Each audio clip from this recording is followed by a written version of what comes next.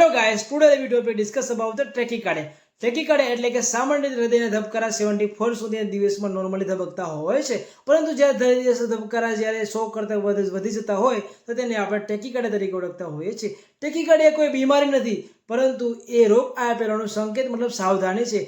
Heart ફેલિયરની, cardiac ફેલિયરની અથવા heart અટેકની પણ આ સાવધાની તરીકે ઓળખી શકીએ છીએ। ટેકીકાર્ડિયાના પેશન્ટમાં લક્ષણો કેવા હોય છે? સૌપ્રથમ પેશન્ટ અચાનક જ ધબકારા વધી જતા હોય છે, બેભાન થઈ જતું હોય છે અને ખૂબ જ ચક્કર આવતા હોય છે, છાતીના ભાગમાં દુખાવો થતો હોય છે અને શ્વાસ લેવામાં તકલીફ પડતી હોય છે અને અમુક પેશન્ટમાં ખૂબ જ નબળાઈ અને ખૂબ જ વીકનેસ જોવા મળતી હોય છે। તેને સાચવતી રાખવા માટે શું કરવું જોઈએ?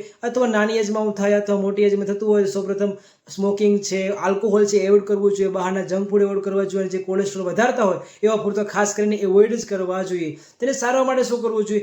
ટેકીકાર્ડિયા એક એવી કન્ડિશન છે જેમાં ખાસ કરીને હૃદયના ધબકારા વધી જતા હોય છે, એટલે કાંઈ ઇમરજન્સી કન્ડિશન છે, તો આવી ઇમરજન્સી કન્ડિશનમાં જલ્દીથી ખાસ કરીને નજીકના ફિઝિશિયનનો કોન્ટેક્ટ કરવો જોઈએ અને પૂરતી સારવાર કરાવવી જોઈએ। જો પૂરતી સારવાર ના કરાવી, ટી અથવા વીએફ જેવી કન્ડિશન હોય તો માણસનું મૃત્યુ પણ થઈ શકે છે, એટલે સારવાર કરવી ખૂબ જ જરૂરી છે। જો વિડીયો ગમ્યો હોય તો લાઈક કરવાનું ભૂલતા નહીં। Thank you so much.